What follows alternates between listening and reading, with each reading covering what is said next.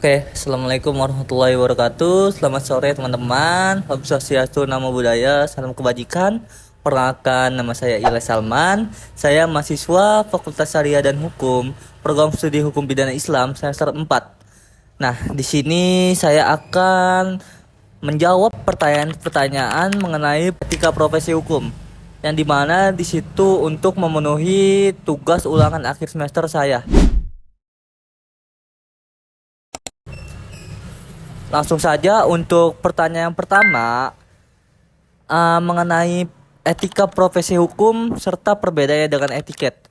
Etika profesi hukum sebenarnya kalau bicara tentang profesi hukum yang dinilai bukan hanya seberapa pahamnya aparat penegak hukum memahami undang-undang itu tersendiri, tapi bagaimana cara aparat penegak hukum bisa menjalankan profesinya dengan norma dan aturan. Nah, dari pengertian aparat penegak hukum yang dapat menjalankan profesinya dengan norma dan tanggung jawabnya sendiri tanpa melanggar aturan, itulah yang disebut etika. Jadi etika adalah pedoman bagi aparat penegak hukum, baik seperti jaksa, hakim, advokat, dan lain sebagainya, agar menjalankan profesinya dengan adil, berintegritas, bertanggung jawab, serta berkeadilan dan tidak menyelewengkan kewajibannya sebagai aparat penegak hukum.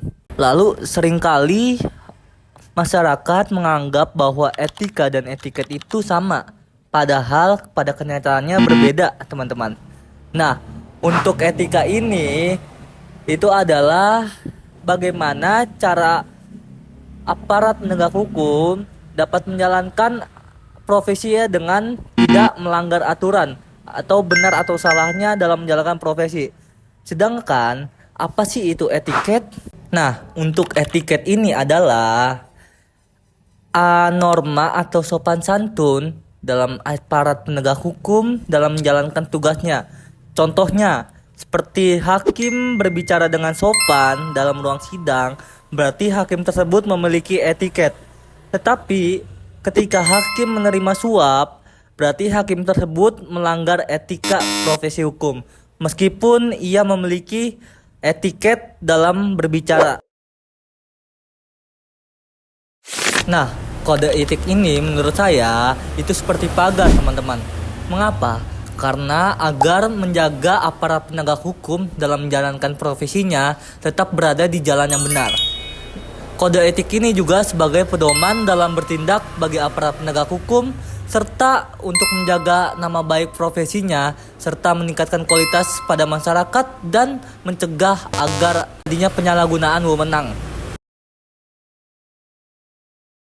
Nah, apa sih itu moralitas? Menurut saya, moralitas itu adalah ukuran untuk menilai apakah suatu tindakan itu baik atau buruk. Dalam profesi hukum, moralitas itu sangat penting, teman-teman. Karena mengapa? Karena pada setiap keputusan yang diambil bukan hanya harus mengikuti suatu aturan saja, tapi juga harus melihat rasa keadilan dalam keputusan itu tersendiri. Dan moralitas ini dipengaruhi oleh cara niat pelaku, cara melakukan tindakannya, serta dampak yang ditimbulkan dan juga norma yang berlaku dari tindakan tersebut. Sedangkan unsur moralitas itu terdiri dari adanya pelaku, adanya tindakan, adanya kesadaran pelaku untuk menentukan apakah suatu tindakan itu baik atau buruk, dan juga adanya kebebasan dalam bertindak itu. Selanjutnya, tindakan baik dan buruk. Nah, ukuran untuk tindakan baik dan buruk itu tidak bisa diukur dari hukum saja, teman-teman, tapi juga dinilai dari unsur agama, unsur moral, dan norma di masyarakat. Sebelum itu, kita harus tahu dulu pengertian dari perbuatan baik dan buruk. Untuk perbuatan baik ini adalah perbuatan yang tidak melanggar hukum, norma, dan tidak merugikan orang lain. Sedangkan perbuatan buruk itu sebaliknya, perbuatan yang melanggar hukum dan juga merugikan orang lain. Contohnya, seperti seorang advokat yang menjaga rahasia klien itu adalah sebuah tindakan baik. Sedangkan seorang advokat yang tidak menjaga kerahasiaan kliennya itu adalah suatu tindakan yang buruk. Lalu apa sih hubungannya dengan etika itu? Nah, hubungannya dengan etika ini sangat erat teman-teman.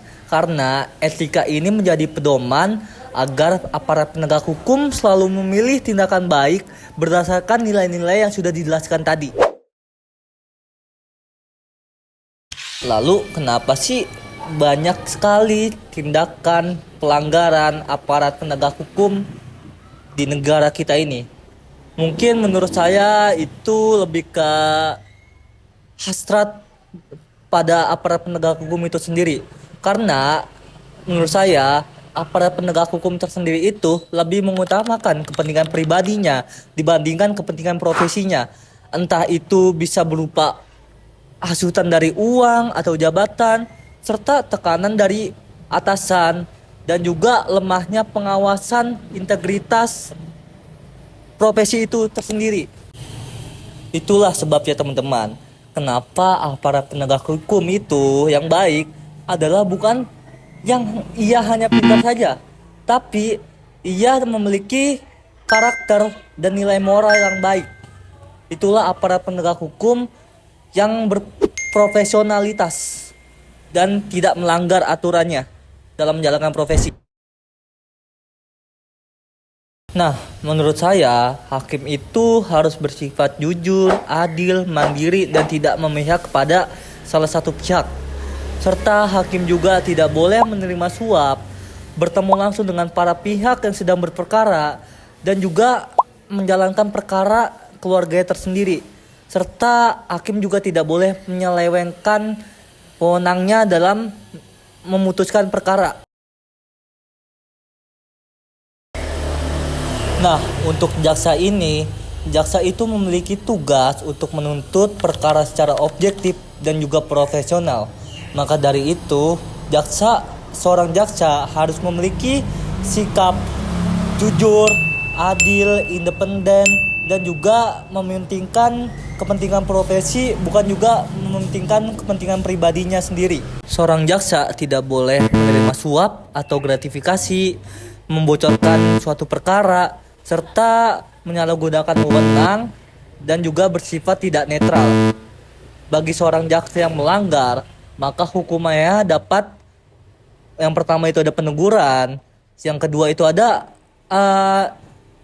pemberhentian sementara, dan yang terakhir itu mungkin yang paling berat adalah pemidanaan bagi pelanggaran hukum yang sudah tingkatannya masuk dalam pidana. Untuk kode etik advokat, seorang advokat bertugas untuk membela klien secara profesional.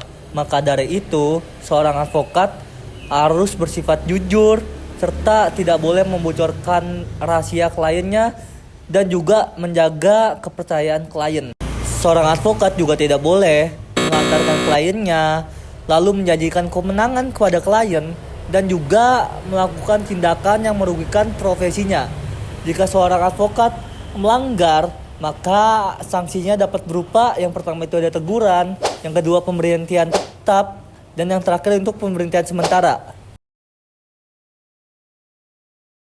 Selanjutnya ada kode etik kepolisian. Sebagai pihak yang pengayom masyarakat serta pelindung masyarakat, seharusnya seorang polisi harus memiliki sikap profesional, jujur, dan juga menghormati hak asasi manusia. Serta seorang polisi dilarang menerima suap, melakukan tindakan kejahatan tanpa hukum yang jelas, serta menyalahgunakan wewenang atau jabatan dalam menangani suatu kasus. Bagi polisi yang melanggar, maka hukumannya dapat berupa peneguran, sanksi kode etik, serta juga pemecatan dan pemidanaan. Selanjutnya ada kode etik notaris. Notaris ini bertugas untuk membuat akte yang dapat dipercaya.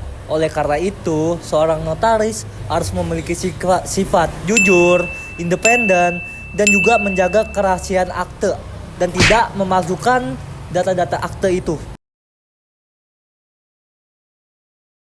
Selanjutnya ada perbedaan hakim yang bersifat positisme hukum dan juga hakim yang bersifat realisme hukum. Nah, hakim yang bersifat positif hukum ini, ia lebih condong kepada aturan undang-undang yang sudah jelas. Jika undang-undangnya sudah jelas, maka aturan itulah yang ia gunakan untuk menentukan keputusannya. Sementara hakim yang bersifat realisme hukum, di mana ia bukan hanya menilai dari suatu aturan atau undang-undang yang sudah jelas, tapi ia juga mencocokkan dengan rasa keadilan dan juga sosial di masyarakatnya. Jadi hakim realisme ini melihat dari kondisi sosial masyarakat itu tersendiri, bukan hanya dari aturan yang sudah tertera dalam undang-undang saja.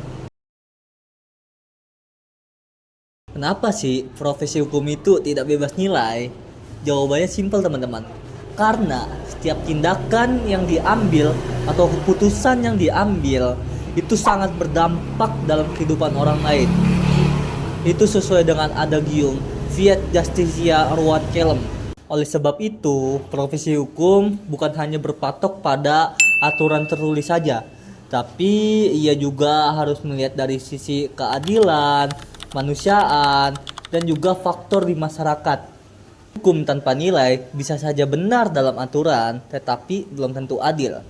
Tapi hukum yang adil itu sudah pasti benar dalam segala aspek.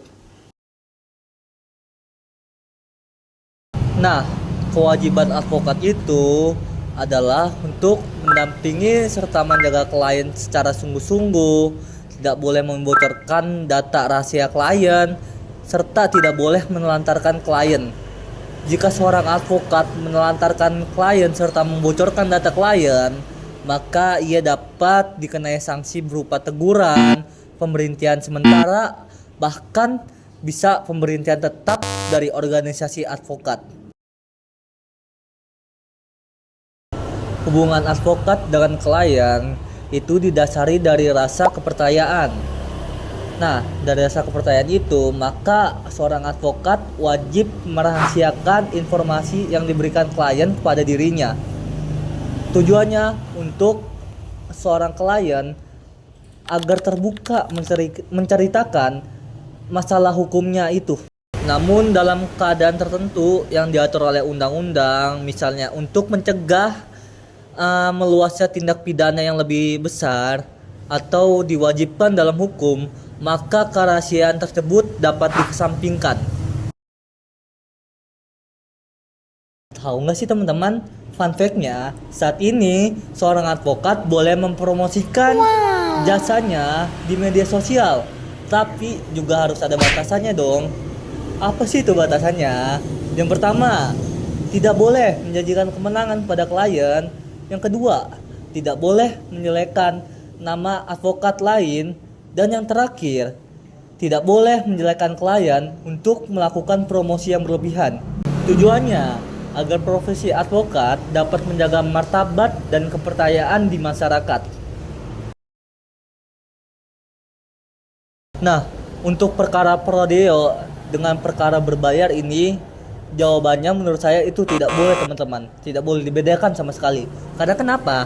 Karena yang seharusnya letak perbedaannya itu dari perkara prodeo dan perkara berbayar hanya pada pembayaran jasanya saja, tidak boleh pada kualitas pelayanannya.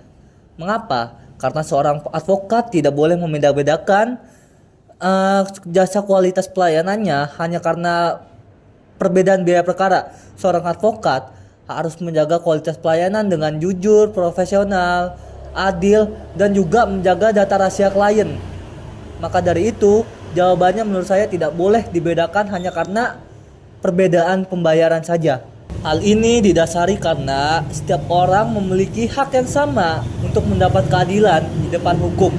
Maka dari itu, janganlah membeda-bedakan suatu perkara karena berbeda dari jenis pembayarannya saja. Tetaplah menjadi seorang advokat yang menjaga integritas dan juga menjaga iman dari rasa godaan untuk melakukan tindakan melanggar hukum. Hukum negara itu sudah berkeadilan menegakkan hukum dan lemahnya tiap-tiap lembaga hukum Indonesia. Pidana Rakyat Uang dipersilakan untuk keluar dari ruang persidangan.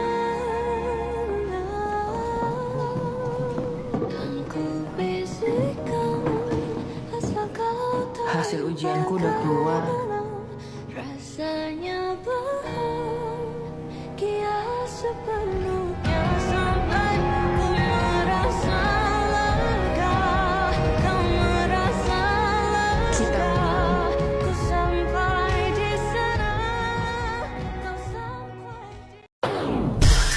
Jadi kalau kita mau main keras, orang-orang mungkin akan berpikir kita ini bagus. Kalian semua siap?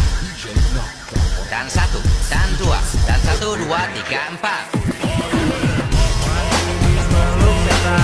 Alergi peradaban, alergi kemajuan, mendorong kemunduran. Siapapun orangnya boleh bebas berbuat apapun. Tapi ingat, ada hisab yang akan dipertanggungjawabkan setelah kematian.